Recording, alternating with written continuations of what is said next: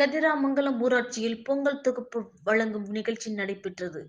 புதுக்கோட்டை மாவட்டம் அறந்தாங்கி சட்டமன்ற தொகுதிக்குட்பட்ட ஆவுடையார் கோவில் ஒன்றியத்தில் உள்ள கதிராமங்கலம் ஊராட்சி சின்னப்பட்டமங்கலம் நியாய விலைக் கடையில் தமிழ்நாடு அரசின் பொங்கல் தொகுப்பு வழங்கும் நிகழ்ச்சி.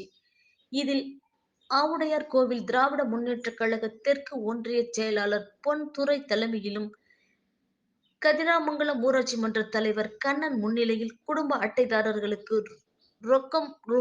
1000, அரிசி, வெல்லம் உள்ளிட்டவை வழங்கப்பட்டது.